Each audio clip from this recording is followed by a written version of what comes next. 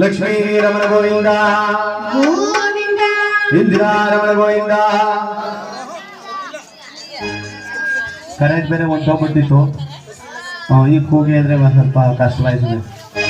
ಭಗವಂತ ಎಲ್ಲರಿಗೂ ಒಳ್ಳೆಯದನ್ನ ಮಾಡಲಿ ಇದು ಹೇಳುತ್ತೆ. ಒಂದು ಕಾರ್ಯಕ್ರಮವನ್ನು ಮುಂದುವರಿಸುತ್ತಾ ದೈವದಿಂದ ಆಗಿರ್ತಕ್ಕಂಥ ಲಕ್ಷ್ಮಮ್ಮನವರ ಕುರಿತಾದ ಒಂದು ಗೀತೆಯನ್ನು ಆಡಿ ಕಥಭಾಗವನ್ನು ಮುಂದುವರಿಸೋಣ.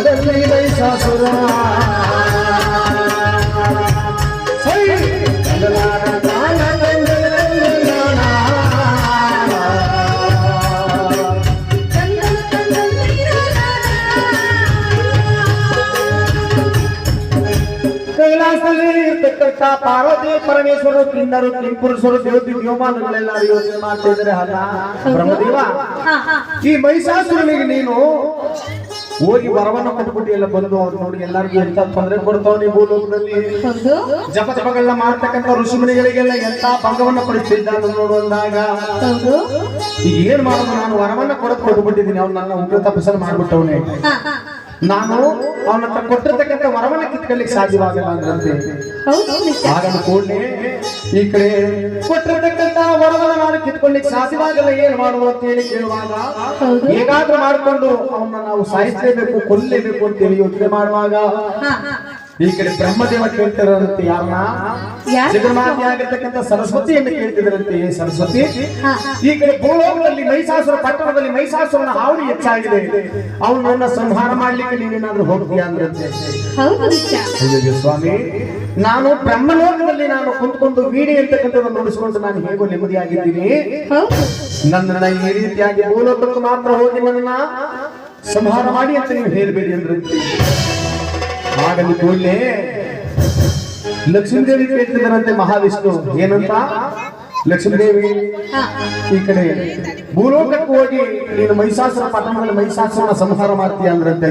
ಸ್ವಾಮಿ, ನಿಮ್ಮ ಲೋಕದಲ್ಲಿ ನಾನು ಬಹಳ ನೆಮ್ಮದಿಯಾಗಿದ್ದೀನಿ ಸ್ವಾಮಿ, ನನಗೆ ಮಾತ್ರ ಕಳಿಬೇಡಿ ಅಂದ್ರಂತೆ. ಆಗ ಪರಮೇಶ್ವರ ಆಗಿರ್ತಕ್ಕಂಥ ಕೇಳ್ತಿದ್ದಂತೆ ಪಾರ್ವತಿ ದೇವಿ. ಪಾರ್ವತಿ, ಈ ಕಡೆ ಭೂಲೋಕದಲ್ಲಿ ನೀನು ಬ್ರಹ್ಮದೇವನ ಧ್ಯಾನವನ್ನು ಮಾಡಿದ್ದೀವಿ, ಓಕೆ, ನಮಗೆ ಬಹಳ ಸಂತೋಷವಾಗಿದೆ. ಆದ್ರೆ ಈ ಪ್ರಕಾರವಾಗಿ ಭೂಲೋಕದಲ್ಲಿ ಮಹಿಷಾಸುರ ಪಟ್ಟಣದಲ್ಲಿ ನೀನು ಅವನ ಸಂಹಾರ ಮಾಡ್ಲಿಕ್ಕೆ ಹೋಗ್ತೀವಿ ಅಂದ್ರೆ ಸ್ವಾಮಿ, ನನ್ನನ್ನ ಮಾತ್ರ ನೀವು ಕಳೆಯಬೇಡಿ ಎಂದ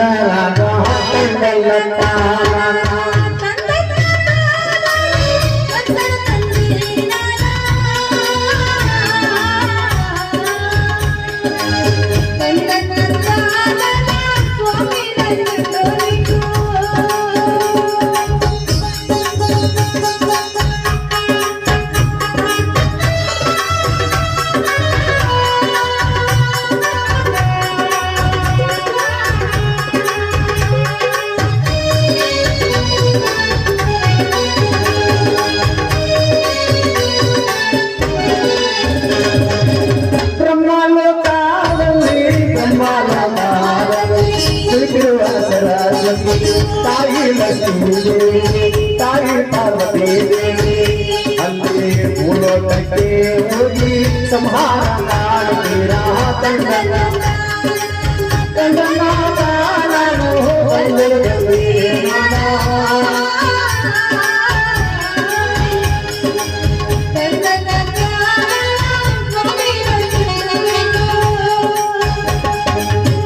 ಈ ಕಡೆ ಮೂವರನ್ನ ಕೇಳಿದ್ರಂತೆ. ಯಾರನ್ನ? ಲಕ್ಷ್ಮೀದೇವಿ, ಸರಸ್ವತಿ, ಪಾರ್ವತಿ ದೇವಿ ಕೇಳಿದಾಗ, ಸ್ವಾಮಿ, ನಮ್ಮಿಂದ ಸಾಧ್ಯವಾಗುತ್ತಾ ಅವನನ್ನು ಸಂಹಾರ ಮಾಡಲಿಕ್ಕೆ?